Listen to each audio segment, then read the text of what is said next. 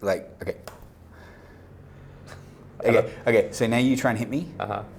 And, okay, you hit me, but try and hit me, and I move and you miss, then, like we get a point or whatever. No, I get to a free hit, and then if I go like that and you move without me trying to hit you, then it's another free hit, and it would just be like smashing each other. It was fucking brutal. It was brutal. Yeah, it's weird thing for kids to do. But I guess you got to take out your aggression somehow. Yeah. You know, bottle it all up. Are we recording?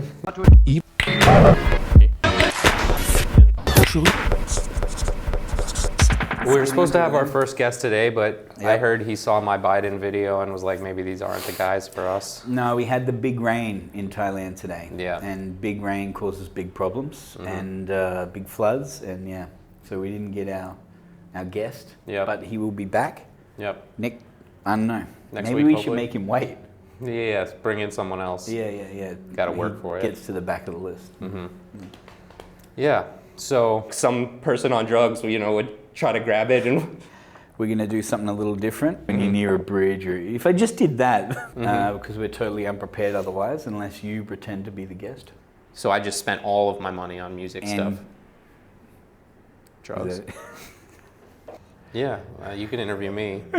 I'll share all. I have nothing to hide. This is what happens. You drive on a motorbike to film the podcast and you have nothing planned, and it's like, what did I see on my feed today? Oh yeah, semen retention. No, we have a backup plan that we just formulated. I worked at McDonald's. We're going to ask each other some quick questions and see what happens. Maybe the audience can know a little bit more about us.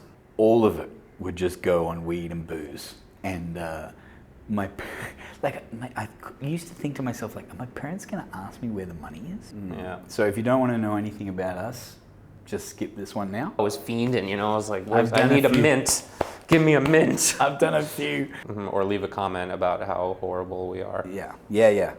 Hate's fine. Yeah. As long as we get engagement. Exactly. Anything at this point. Okay, I'll go first. Andrew, what was the first thing you did for money? First thing I did for money, I think it was like middle school, like 6th grade. My mom had some business at the time. I forget exactly what she was doing. Maybe it was jewelry related, and she'd buy these pieces of paper that it's like labels for mail. Like you put your address, right? You could print your own labels. So I started taking T-shirts, like can't sleep, clowns will eat me, like those style T-shirts, and putting that text and designing them on these little stickers and selling them for 25 cents for a quarter at lunch. Hey. And I made like $400. Wow, like and a my my dad was so proud, Yeah. It's been all downhill since then, but I would like at our lunch, like it was organized, everyone had assigned seats in this grade. So it's like you had to sit, but I would Not for lunch. In lunch, yeah. Everyone had their assigned seats in a massive lunchroom with like a couple hundred kids in it. Wow. Yeah. Sounds like communism. But I can't move my product just sitting at my table. So I would sneak around, right? And after doing this for like a couple weeks, all the kids knew that I had the hottest stickers. Yeah. And I would do updates, and then they would sell like this. They're like, oh, you got the new ones? I need the new ones. So like kids' lunch money was being funneled into me. Nice. Yeah. Did you have any habits at that time to funnel the money into? Or? It's like snacks Snack and habits. Pokemon cards. Nice. Pokemon cards for sure. Nice. Yeah. And where would they put the stickers? On their binders, on their notebooks. Yeah. And I started to do like inside jokes about the teachers. Like there was this one teacher that everyone hated. Yeah. I cannot remember his name. But it was like Mr. Smith for president. Everyone hated this guy, but I was like, this guy should be president. And then everyone had the stickers. I can't remember his name. It was like Mr. Smith or sticker. That's awesome. For president. That's a good one. Yeah. That's a really good one. What about you? What was the first way you made money? First thing I did for money, it was similar, but not at school. Weekend markets. So we had like a weekend market in the town where I'm from, and you would get like a site. I can't remember if the site was free or a few dollars, and people would walk around with their families, you know what I mean, like a flea market. Yeah. And I had I would sell used books. Cool. And first I just moved the ones out of my house, then my like relatives' old stealing books. your family's books. And then I had to start like getting more books off people, like buying like, okay, I'll buy all the old books you have, and then I'd sell the books. And then then after that I started selling some other stuff. So like, you know, pet rocks? Yeah. I did pet rocks. And Genius I product. was young, like, I don't know how young, but like primary school, I don't know, say 10 or 11, you know, and I was doing pretty good. You painting the pet rocks and everything? Yeah, hot glue gun, bang, eyes, something furry on it, bang, like pet rocks, and they were great. They were good money. And I'd make like pretty good money off those. How old were you? I would say 10, I don't know, I think 10, it was definitely before high school. Because at high school I stopped because I felt it was dorky and I didn't want people to see me at the flea market anymore, you know what I mean? You started to get, so this is like younger ages. And it must have been annoying for my parents having to like take me down there and everything, but they were proud. But yeah, that was the first thing I think. I mean, outside of maybe washing the car for some lunch money or something like that. Do you remember what made you want to start selling books and pet rocks? I wanted to make money. To buy something specific? Maybe snacks too. I don't know. No, Snacks is all there is. Yeah, snacks. I'm not sure exactly what the driving factor was. It's just my dad had his own business. I guess I was like, I want to make my own money. I knew money was important from an early age, so yeah. Just a little side note, because so there's a young comedian now, and I think he's created the perfect product. He's making so much money. He went viral on TikTok because he's like a little bit autistic, I guess, and he's obsessed with rocks. Like he likes to just hold rocks. So he keeps rocks in his pocket all the time, and he has some funny joke about it. And he went viral about this. And now every city he goes to the Home Depot and he buys a bag of massive like gardening rocks for a very small amount of money and sells them for $10 a pop, which is like the cost of one full bag. And he's making thousands and thousands and thousands of dollars just selling rocks that there's nothing on. Does he customize them? If you go meet him, he'll sign it for you. He'll sign your rock. Wow. Yeah. It's brilliant product. He also sells plain white t-shirts. Like with nothing. Yeah, he's on some shit, that guy. Cam Patterson, check him out. He's a good young comedian from the Kill Tony movement. Yeah. Okay, next, worst job. Worst job. I mean, I've been pretty lucky in this regard, but I think, so the worst job I had was the first job I applied to, and it was at a place called Fresh Market. So it was in high school. It's like, it was before Whole Foods even, but it was like that type of vibe, you know, like expensive vegetables, you know, all the quinoa, the quinoa, the trail mix aisle with all the different, you know, fill your bag with trail mix. And I went for training there for 4 days. And then my last day of training before I was actually supposed to start the job, a guitar shop called me and offered me the job of a bass teacher. And I was just dreading working at this Fresh Market for the whole time I was training. I'm like, this is gonna suck, I don't wanna do this. So if my worst job was never even actually happened. But you know. Just the training. Just the training. And then I became a guitar teacher and I worked there all through high school and it was great. I was totally unqualified. They asked like a 14-year-old to teach lessons. At one point I was teaching like a 78-year-old, I'm just like 68-year-old man bass, you know, and I'm like prepubescent, like this bass line's dope. Yeah. I worked at a supermarket. It wasn't that bad. It was pretty fun. Okay. Yeah, I got to drive a forklift. So. That's cool. Yeah, that was actually a good job, the old supermarket. So what's your worst job? My worst job, I haven't had that many jobs, but the worst out of all was one I didn't do for very long. 3 days, I worked as a laborer for a landscaping company, and which was essentially digging holes and moving shit around in the hot sun, and it was fucking horrible. It made me really realize that I don't want to do this type of work. at that time, I just finished being a dive instructor, which was probably the best job I've ever had. Okay. And I was like, okay, no, I'm going to start, because dive instructors make not much money. I was like, okay, I'm going to get a job in construction, start as a laborer, and then I was working for this labor hire company, and they were doing pretty good rates, and I was just like picking up extra work, trying to build my other business that I had. And I got 3 days I lasted 3 days as a garden landscaping laborer. And I remember I had to dig a hole, there was a walkway, and then we had to dig a hole on either side, a trench. Mm-hmm. It had to be exactly 10 centimeters deep by 20 centimeters wide or something, wide enough for these tiles to go down, and like hundreds of meters of it.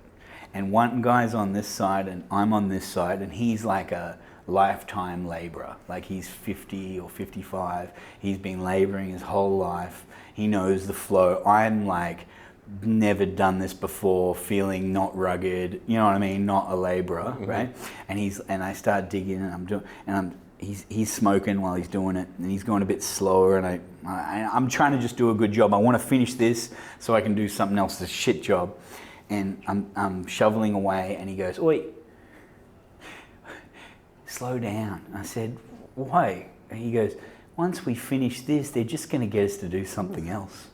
And that really, I remember it, mm-hmm. because I'm just like, fuck, I'm not going to do this. Yeah. I can't do this. Yeah. So 3 days you lasted? 3 days I lasted, yeah. And you left the scuba diving job because it wasn't paying well enough despite you enjoying it? Yeah, and the girlfriend at the time, like it was like, okay, we were both scuba divers, and we're like, okay, we're going to get off the island, because we lived on this island, scuba divers, like, we're going to go be in the real world and, mm-hmm. you know, build a life in the real world, you know what I mean? And like be a laborer as fuck, yeah.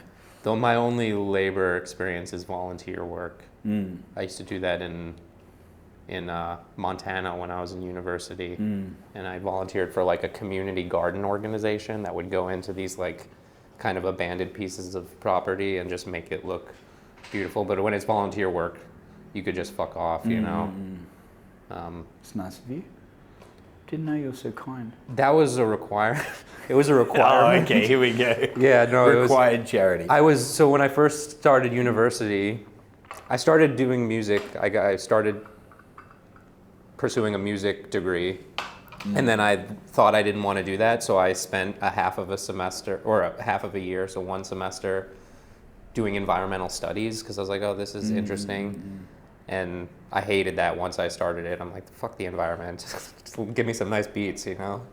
Back to music. Yeah. Once they started making me do volunteer work, I was like, this is... And it was good. And music's kind of for you being the one constant all the way through, yeah? Yeah. Would you say? Yeah, since I was 11 or 12. And what instruments can you play?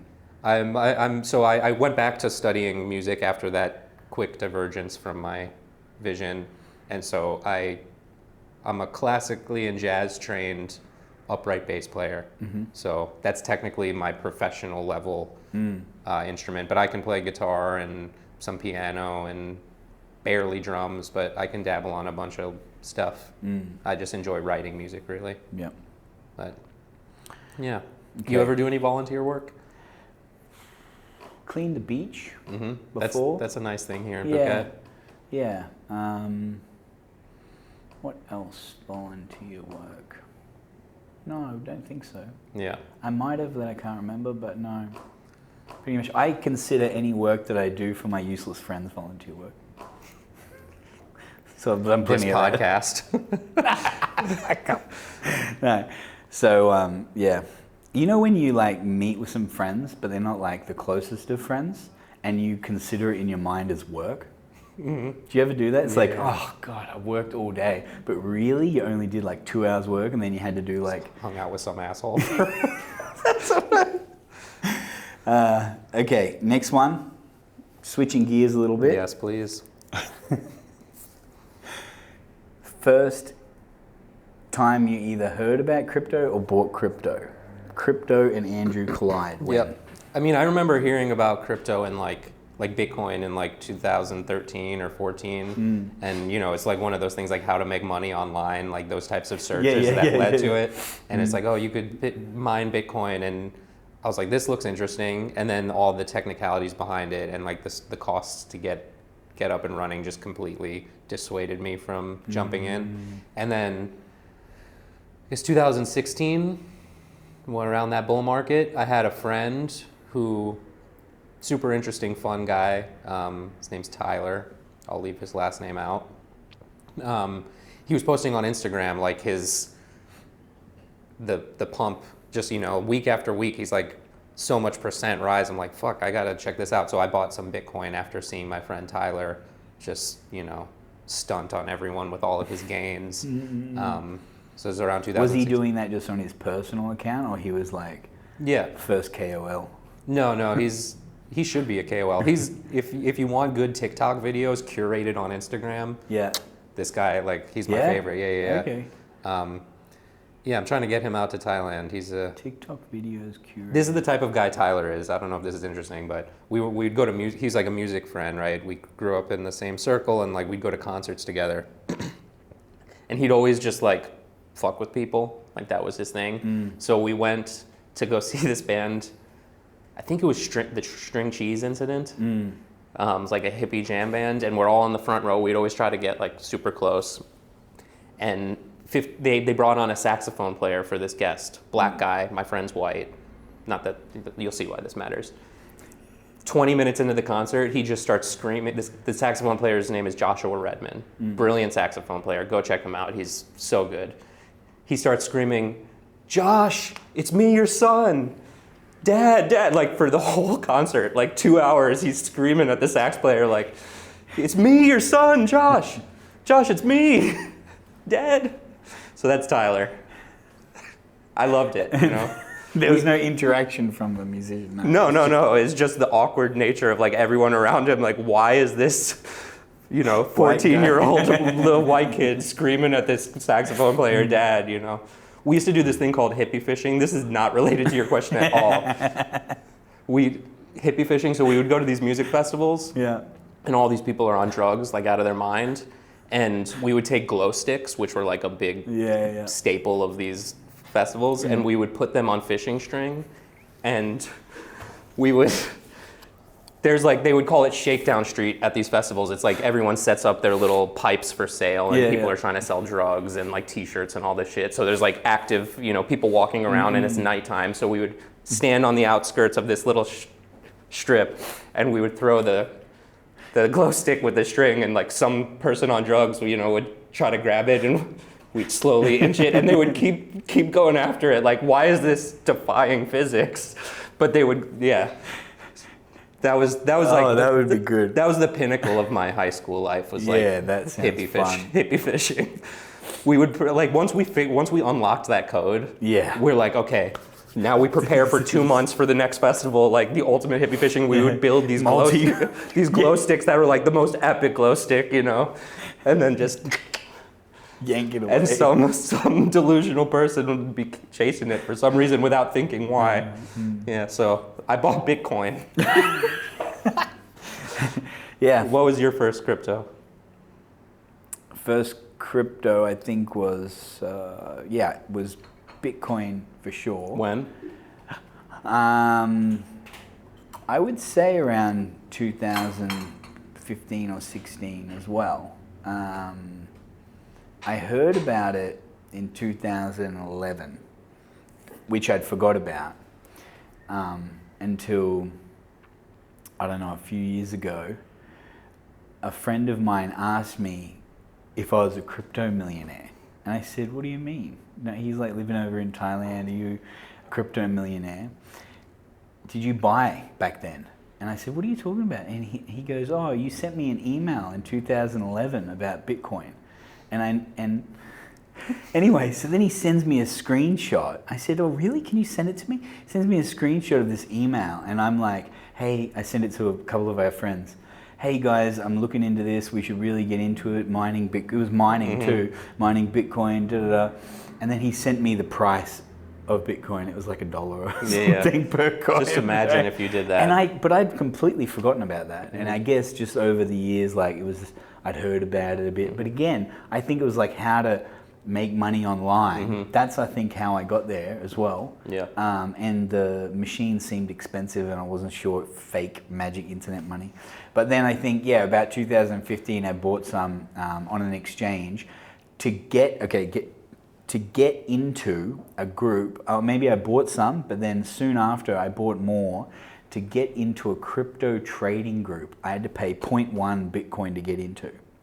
And at that time, how much? I don't know how much it was then, but I bought 0.1, sent it to this guy, some random guy on the internet, and he let me into a Telegram group. And then they would get pre-seed deals. So after that, then I was buying like ETH, and buying ETH to put into these pieces of shit, like crypto startups as like seed rounds. None of them hit? Not really. Not as good as if I just held the ETH. Yeah. Like I should have just held the ETH the whole time. Should have just held the Bitcoin the whole time. So yeah, I think that's about end of 2015. Yeah. So cool. Yeah. Next, NFT, first NFT. Or when did you hear about NFTs? Because that's not, I don't know about NFTs, I guess.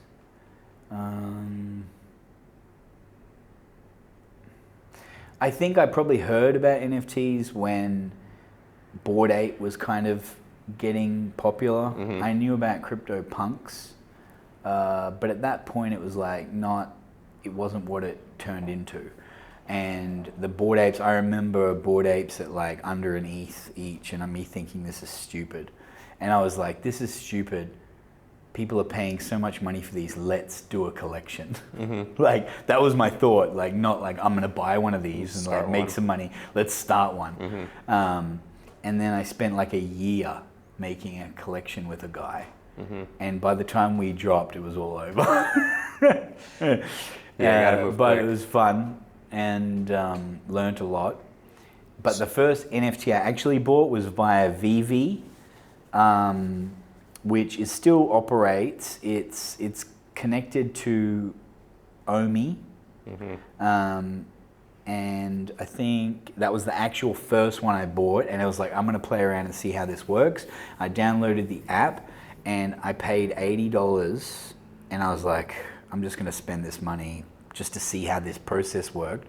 And I bought it, and it was a Batman, and it ended up being worth, like, when the NFT market was like going crazy, I remember looking at this Batman, it was like listed for 15,000 gems at that time on VV. And I was like, wow, this NFTs are the future, And so gems are, it's not a stable coin, but it's like it's $1. Yeah, it's $1, but at that time there was no way you could only spend your gems on more NFTs. There was no way to convert it back. There was like a black market for OTC market for gems, where you'd have like a trusted counterparty, and you could someone would send them crypto, and then you'd send gems, because there was a lot of collectors in VV. There's still a lot of collectors in VV collecting now, but yeah, that was the first NFT I ever bought. Yeah, and that led to me buying my first NFT because I saw your Batman. Yeah. And I thought I had a similar first thought around NFTs too. It's like, why are people? I didn't understand yet like the value behind it. I still don't know what it is. But no, there is none. Yeah. But then I think we were sitting at your fine establishment at your restaurant, and you pull out your phone and you show me the Batman in the virtual, because it's like AR. You can look through your phone and you could place it on the table, and then you could move around. And I'm like, that's barely cool. Let me try. Let me spend some money on that. Yeah, so I tried a couple drops and I ended up getting like the DeLorean. I remember you and the drivable one. Yeah, the drive. That was like the first podcast. If you remember back to this, we've tried podcasting before. We have a few times, and the first episode of the first podcast, which was never released, but we recorded it, was sitting in my living room during a live VV drop, trying to document the process of getting the right. VV. Yeah. Getting the DeLorean. And it was me, you, and one of our other friends. Yeah. And, you know, these things would sell out immediately when during the heat. It was like, it was crazy. You had to, first of all, you had to have your gyms loaded. Mm-hmm. You had to be refreshed. And then I guess it would cache. And like you had to make sure you were refreshed soon enough close to the drop, but not too soon because it would freeze up. And the whole thing was like freezing up and breaking because there were that many people trying to claim the drops. Yeah. Yeah. And you guys didn't get any, and I got 3 somehow. Yeah. It was fucked. Yeah. I ended up trading one to you so I can have the complete set or something, but I ended up flipping one of those for like $1,500 or something. Gems, but I cashed out my gems because now they have the mechanism to be able to... Did you cash out early enough? What do you mean cash out Like, early? was your gem worth $1? Yeah. Is it still $1 I don't now? know. I have not even really checked, but I remember because I did that and I flipped like a Disney NFT through VV2, and that one was like $1,500. So nice little flip. And just to give a little bit more information about VV to the audience in case they care. So this was like early NFT project, but it's like it's a standalone app, and the value and the thing that got the whole community and users bullish is all of the IP that they're licensing. Yeah. Because it's partnerships with Universal Studios and Disney and all, like, I think some professional sports leagues, like really a lot of major IP. So everyone's like, okay, this is the collectible platform. The collectible app, And the deals that they were doing at that time when NFTs were so new was like, wow. Mm-hmm. Like Disney is again, and all these guys are in there dropping Batman and X-Men and all sorts of different types of NFTs. Mm-hmm. But they would do thousands or tens of thousands or 20,000 a drop at a time, and it would be a mystery box, right? So they had like, out of a drop, say there was going to be 30,000 dropped, like 1,000 would be the rarest, then there'd be like 2,000 are the next rarest, all the way down to 15,000 of the commons. Yeah. And they would just all sell out. Yeah, because you'd want to hope that you'd buy a couple to hope that you were going to get a rare. The ultra rare, the super ultra rare, super special rare. Special rare. Yeah. Yeah, and now VV, I mean, they're still moving, like in terms of, you know, they're dropping NFTs still. I think a lot of, because they had a very diehard community during the last bull cycle. Like everyone would put their little red circle, on Twitter, the icon. And now there seems to be just a lot of FUD, and I think it's kind of related to the token, like just the lack of utility that the token has. One of the questions on this list is like, a biggest bag. It's not my biggest bag, but back then because I made some big investments during the last bull market, I bought way too much OMI token because I was like, oh, this is, you know, and now I'm still sitting on all of it, just hoping that I'll be able to like, you know, regain my funds, but probably not coming back. But I was bullish on that one. A lot of these big projects, they have like a very high fully diluted valuation, but the tokens aren't released yet. So it's just kind of like over that period of time, the market value goes up, but the tokens are being released, so the token value stays the same the whole time, you know? Yeah. Someone posted something the other day, it was like, XRP remain the same price per token, but the valuation has gone up 10 times, you know, because it's just slowly releasing tokens. I think OMI is the same. Yeah, funny note on OMI, I like fudded my own bags unintentionally there. I put out a video for a client about Motorverse, the Animoca ecosystem, and they just partnered with Ferrari. And the Ferrari partnership was one of the big aspects of VV's partnership that people were excited about, and people were expecting VV to build this metaverse, and Ferrari being a big part of it. And one of the comments on this video that I posted was like, if the Motorverse comes out with Ferrari first, then VV's dead. Oh, you know, it's like, oh shit, I fudded my own bags, you know, unintentional. But it's dust now, or it's still worth something? Your bags. I don't even look at that one. Yeah. I think That's probably the best policy. I think like 4 months ago, I was looking and there was like a little bit of a pump going, and people are like, "Oh, Vivi's coming back. Yeah. Omi's coming back." So you bought more? Yeah. I fuck up. Did you? No. Okay. I did think about it though. Got a DCA. Make sure I. No, that's what do they call that? Catching a falling knife. Yep. Okay. That was first NFT. First NFT. Okay. Favorite NFT that you're holding right now? Can I pick two? No. Okay. Yeah. Okay. I was ready to make you the word of God right there. No. I mean, Deadfellas, and it hasn't performed too well recently, but like price-wise. Price-wise, but the founding team, Betty and Syke, like they've been constantly delivering in terms of like just little partnerships. Like they partnered with the Chicago Bulls and Wrangler jeans. Yeah. And they partnered with Hologram, so you can wear your Deadfella on your Twitch streams or on your Google Hangouts. Like they're building a game, and they've already released pieces to that game. They just released a toy. I should have brought that to the podcast today because I just got it in the mail. So it's like a little Betty figurine toy. So they're delivering things, but it hasn't really resulted in any type of price action. Yeah. Which I would probably attribute to just the market right now is not too hype. So very select projects are pumping. But when you compare it to like right now, I think kind of the biggest, most active collections like Pudgy's, they obviously they don't have toys in Walmart and Amazon, but they do have toys, and they're pushing and they recently released a statement like about some of the issues that they went through because they like signed to like a management company and they kind of had maybe some VC funding that they say kind of like put them a little bit like in a stranglehold in terms of they weren't able to move like they wanted to move over the last couple of years, but now that's no longer the case, so they're ready. They've spent that money? Yeah, and the money's spent. And we're free again.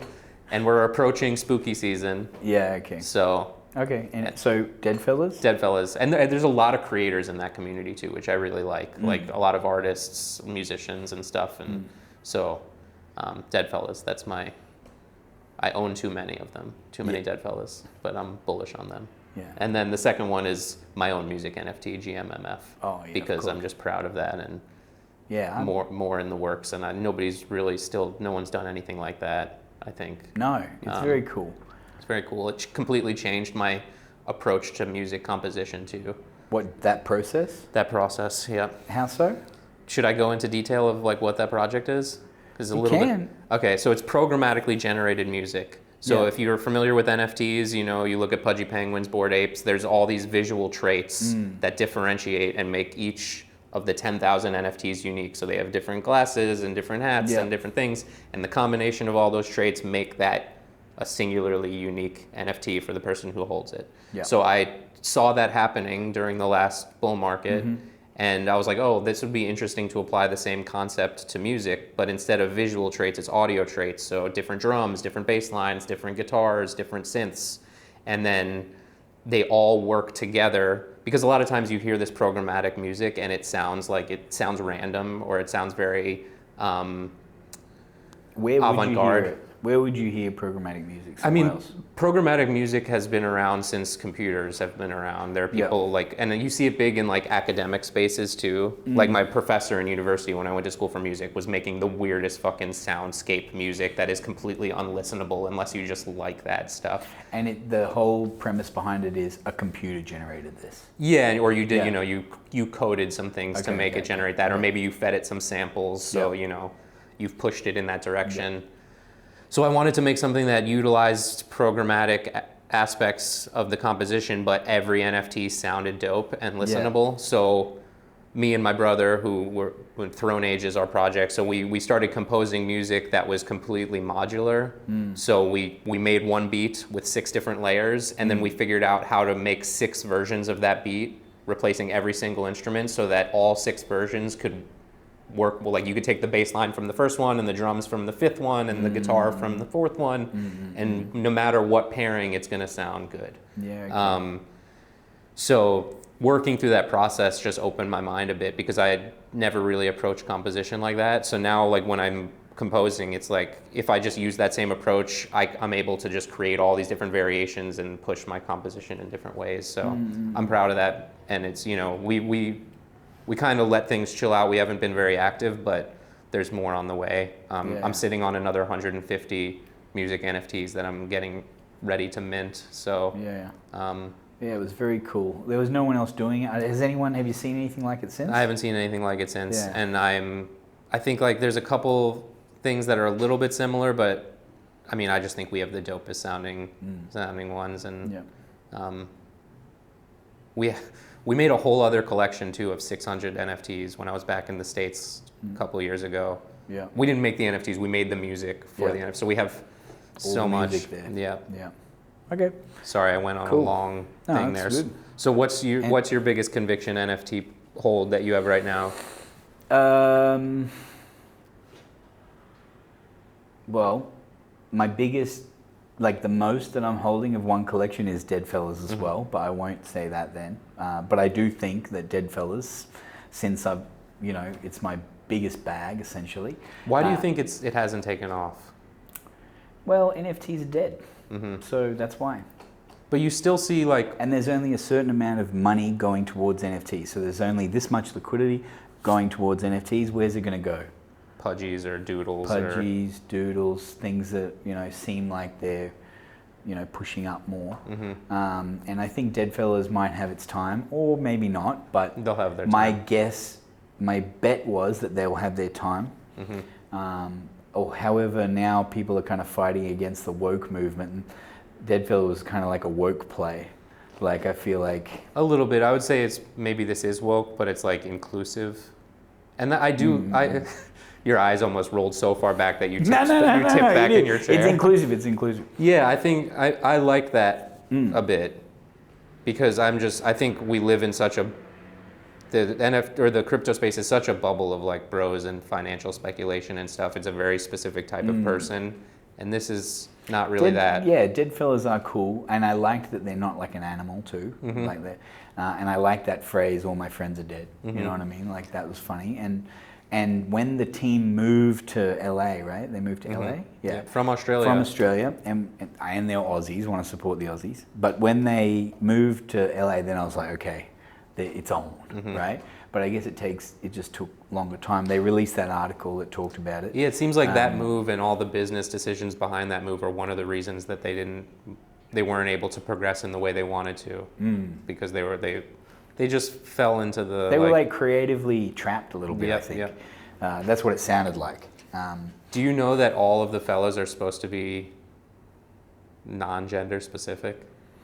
Yeah. I don't know that. I might have heard that, but there's definitely some that look more male than female. But that's happens in the real world too now, I guess. So, but I bought like a variety of them. So I brought some female-looking ones and male-looking ones, and some. You got some he, she, them. Yeah, I got the whole alphabet. So Deadfellas, but then Little Pudgies. Moved on the Little Pudgies, and I think that they have room to move. So I'll sell, hopefully, if there's a bull market in NFTs again. And I'll keep probably one of my Deadfellas at least, Yeah. But I did buy them to sell them. Yeah. Yeah, I plan on keeping at least one of mine too, because long term, I think it'll be very interesting to see what happens with these collections in 10 years, the ones that make it that long. Yeah, but honestly, I probably wouldn't buy an NFT right now again. I told you I bought one earlier this week. No, what? It was $2. Oh, okay. And it was the 3-year anniversary of Deadfellas. Like they did a little collector thing. And I'm like, okay, I gotta get this. I was fiending, I was like, I need a mint. Give me a mint. I've done a few little things like that over the year. I didn't do that one, but I did the game capsules. Yeah, I maxed out on those. Yeah.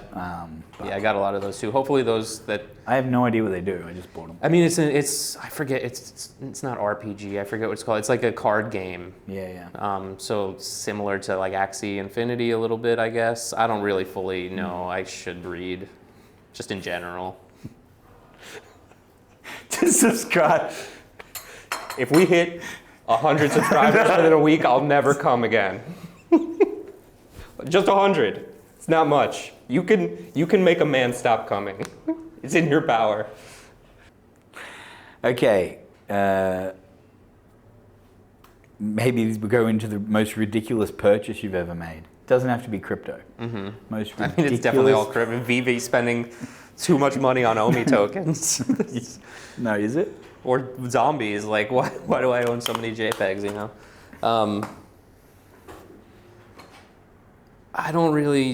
I can't, it's hard for me to think. Do you have an answer to that for you already? The most ridiculous purchase you've ever made. Mine is like a business related thing.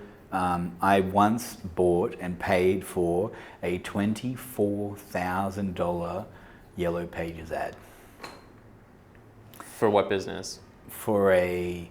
$24,000. Yeah, for a energy efficient products and insulation business that I had in Australia. I take it the ROI on that was not there because you call it so ridiculous. Otherwise, you wouldn't think it was because ridiculous. I bought it, but then the government shut down the program that we were all working for. So maybe it's not the most ridiculous, but it was kind of like, it seemed like a good idea at the time, but then the government rug pulled our program. So essentially it was a big ad that no one was going to pick up the phone for anymore. Because the government rolled out this thing where they were like insulating everyone's home, and I just so happened to be in that business at that time, so it was just went gangbusters. And yeah, so, but I just, for years I've always thought 24,000 on a Yellow Pages ad was a bit it's a lot. Nuts. Yeah, I think that's, I don't know if it's ridiculous though. Yeah, I'm trying. It seems ridiculous though, 24 grand. Yeah, a little bit, but I mean, business decision, if it were netted positive, then... It would have if they kept the thing going. I don't have a good answer to this question. Ridiculous Thing that I've purchased. Yeah. Are you a pretty thrifty person, you would say? Not as much as I should be. But like some people would have a very easy answer for this, like that thing that I bought, you know? Yeah, I don't. You don't? I can't. Nothing that comes to mind. I'm pretty good too. Like genuinely, like I don't feel like I unnecessarily spend on little things, but not big things. Yeah. You know. I mean, all through my 20s, I spent every dime on music equipment that I could muster. Yeah. And it's all been sitting in a storage unit in the United States for the last 5 years because I've been living in Thailand, just waiting for the chance to bring it out here. So I just spent all of my money on music stuff. Drugs. Drugs aren't ridiculous. No, that's true. Yeah. Just a lot of weed. Yeah, I remember I worked at McDonald's when I was a kid, and I remember I had to get this paycheck, and it'd be like $85 for the week, or $115 or $112, like depending on which shifts I took, and all of it would just go on weed and booze. And I used to think to myself, like, are my parents going to ask me where the money is at some point? Because I'm like, I should just put a little aside in case because I'm broke all the time, like, you know, but I'm working. But they just never said anything. Cool. Yeah. So they were chillers. They were chillers. Yeah. So. Yeah, you got cool folks. Yeah, I met your mum too. Yeah, I wish I had a better answer, because that's a good question. It could be a fun one. You know, if I was like a rapper or something, you know. Yeah. The problem is I'd never made significant enough money here's to another buy one. some crazy shit. Here's another one then. Big thanks to our sponsor. BTC Space in Phuket. Awesome facility, big meeting rooms like this one we're in here. There's small meeting. Hard fork room. There's the Satoshi room. There is the green screen media space. There is a co-working space with a coffee shop downstairs. Good piccolo. Good Americano. awesome VR studio to play a bunch of games. You can rent an office here. I think they also have services to help you if you're setting up a company in Phuket. So just reach out to them. Money exchange downstairs, crypto to cash, cash to crypto. Everything you need for a good time. Branded water bottles. Most importantly. So come check out BTC Space. What's the most ridiculous irrational fear you have? This is maybe more our wheelhouse.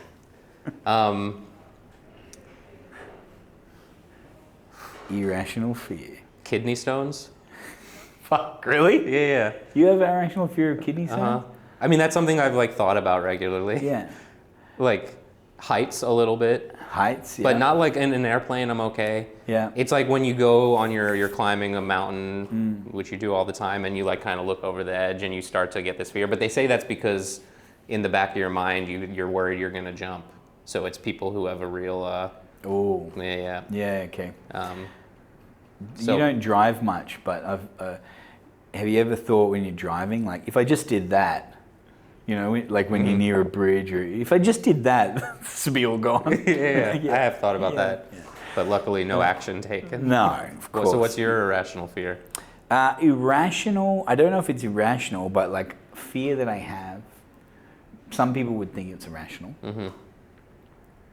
I'm scared that the Australian government are going to ask me to go back to Australia, or they're going to say you have to live in Australia to have an Australian passport, or something like this. Now, I know it's not going to happen right now, but I do have a fear that this one document that is so important to maneuverability, and even if I wanted to live here, I still need an Australian passport. Everything else I don't need. I just need that passport, right? And I have a fear that they will want it back. So what will you do if that happens? I don't have a good answer for that right now. I've looked into stuff, but really you have to have a lot of money to take action in these other, like to get other passports, alternate passports. I don't have an easy way to get one because, you know, my grandfather's English, or I have some long lost cousin from somewhere. Yeah, so really I have to either invest in a country to get one, or pay to get one from somewhere. Yeah, I've never even thought about that with the States. Yeah, I have a feeling they were just like good riddance, you know. Yeah, but then they keep issuing you the passport. I think at some point it's going to be so valuable for countries to keep their citizens. Yeah, their citizens, that especially their citizens that they think might be valuable. That, yeah. So I have to make myself as low value as possible. Yeah. Yeah. I mean, no, if I talk, I do think it's something. I believe that. Is that irrational? No, but I'm the like. Yeah. Everything going on in here is irrational, so not a good baseline, you know. Okay. If I'm afraid to talk about what I was thinking to talk about on the podcast on the way here because it's so inappropriate. Okay. So should I say it and then we just cut it later? We can cut it if. Okay, because it's not it's not cancelable, but it's like stupid fucking. So I've been getting a lot of like content on my feed about retaining your semen. Yeah. Yeah. You've seen these. You've seen Go that. on. You know about these. No, You've I've seen heard of these it. I've things? got a friend that does something. Retains the semen. Well, he doesn't, you know, he doesn't blow off the top as much as he would like, I think. Well, the theory is that you retain this energy, Yeah. and it like aligns your chakras, and it recycles, and you're smarter, and all this stuff. So I'm thinking.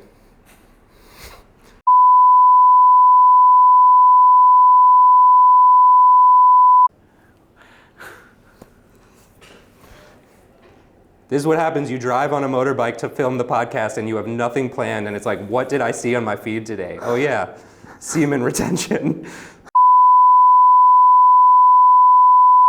You can't want that in.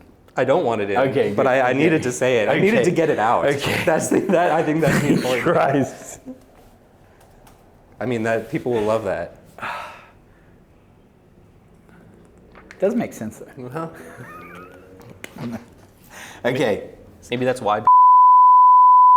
I'm scared to ask you this next one. What?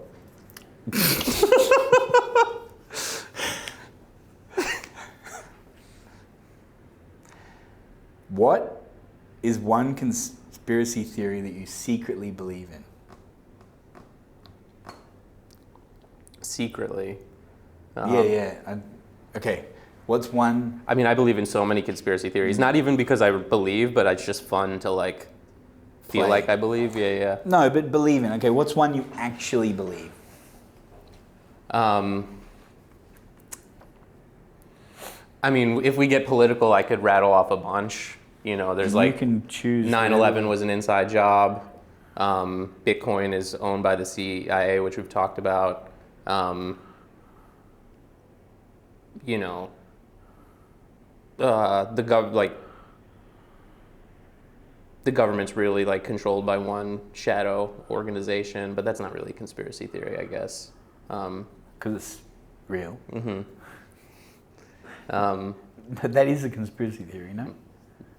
Yeah, that like one world government, the deep state or whatever. Yeah.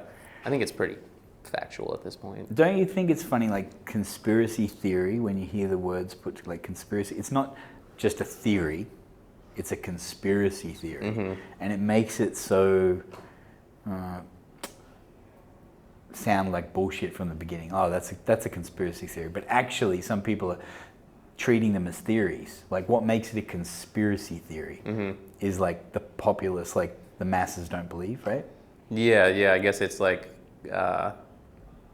not counterculture, but it's like it's controversial. Would you say that, like, okay, the money printing that happens, like everyone knows that the Federal Reserve well, not everyone knows, okay. It's generally regarded and put everywhere out in the open that the Federal Reserve prints money, yeah? And different countries have different Federal Reserves and they're all linked, yeah? And this money gets created out of nowhere, essentially. Is that, like, if I said that, some people would, oh, that's a conspiracy theory. Do you believe, or do you believe that that's, like, everyone knows that's real and that money is just created out of thin air? I don't know if everyone knows that's real, but I don't think that's a conspiracy theory because it's proven, right? Especially like the US is just printing money. Yeah, I mean, it's a real fact, but people don't acknowledge have it. Yeah, they don't acknowledge it. It's not like, you know. I would say that's based off of like a deep-seated fear that their entire world belief will be disrupted and everything they're working. It's like people are just working to make money every day. It's like, oh, that money means nothing.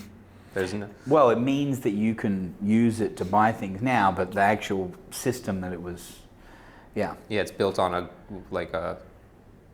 what's the word for it? It's like it's a house of cards. Yeah. Like it's just you pull one and it's just all done. Well, I think they can just keep on building. You know. So what's because you're not okay? Go ahead. Sorry. No, because I was going to say I've been looking at the world debt calculator since I was 20 something, and I keep thinking, when's it going to fucking all implode? And it never does. You shared today that graphic of the debt of all these major countries. And it's just insane. You look at that, and my first thought is like, money is not real. Yeah, like the whole world's negative. Yeah. It's just a made-up concept that they use to control us all and keep some type of order in place because it works very well. And then what we're talking about now sounds conspiracy, right? But it's actually real. So, like, that's why I just think conspiracy theory is kind of, you know, weird. I would put more like flat Earth. That's like a conspiracy theory. I don't believe in flat Earth. No. But that's like, I would put that more as a conspiracy theory than like, you know, money printing, I guess. What about you? What conspiracy theory? Because you're not a conspiracy guy. Anyone who's watched this podcast so far sees me talking about all this stupid shit, and you're kind of the rational one. Yeah. Conspiracy theory. I would hate to call it a conspiracy theory, but I guess maybe it is. Mermaids. No. I was ready to go. Mermaids, no. No, I would say that I have a belief, like there's one possibility that this is actually a simulation. That's a good one. Is this a conspiracy? Yeah, that's a conspiracy theory. Yeah, like I believe that there's a high probability that this is some type of simulation. Yeah. I believe that too, I think. Yeah? Yeah. I mean, I don't feel too strong. Like, I wouldn't be surprised. Let's just put it that way. Yeah. You know? It's like it... So that's kind of one that I believe. Mm-hmm. Yeah. But wholeheartedly believe, I'm just not sure. I'm just not sure about so much. Are aliens a conspiracy theory, or those are proven now because of government documents? Like, there's other I still think that's conspiracy. Uh-huh. I think. Well, the masses would say conspiracy, I would say. I do. I say it's conspiracy. Even though I do believe that aliens exist somewhere, I would still classify that as conspiracy. Did you watch Joe Rogan's latest comedy special on Netflix? I don't think so. He has a funny bit about aliens where it's like, because you know, it's the same thing that happens everywhere, right? Somebody claims they get abducted. There's some type of anal probing going on, and they always abduct like the most low-key person in the middle of nowhere. They're not like going and abducting like Obama or Trump, you know, they're abducting. Sean Connery. Yeah, so he's like, that's exactly what I would do, is I would like abduct some innocent random person and, you know, tell them like, okay, go tell your leader about me, but first let me fuck with their mind a little bit and play with their butt so that they like feel a little bit self-conscious and maybe they want to keep it to themselves, you know? It just makes the whole thing seem more far-fetched. Yeah. It's a good take. They just throw that in there to make it seem less probable. And I was thinking, I took my dog to the vet the other day and the thermometer up the arse. Maybe it's, aliens doing that to us. It's kind of like the vet doing it to the dog. It's like maybe it's easy to get readings from down there. Yeah. My dog fucking hates it. Hates it. Last 2 times we went to the vet, they went to do it, and my dog kind of does this like, no. I mean, would you prefer your dog to be like, No. But I just say, she doesn't like it. They just didn't do it both times. Last 2 times. After you said she didn't like it? It's like, well, of course she doesn't like it. Like, but yeah. You're surprised they stopped because maybe that implies that they're doing it because they like it. Well, I was just thinking like, doesn't it need to be done still? But I just said, she doesn't like it, they didn't do it. Yeah. No, like, that's just for them. That has nothing to do with your dog.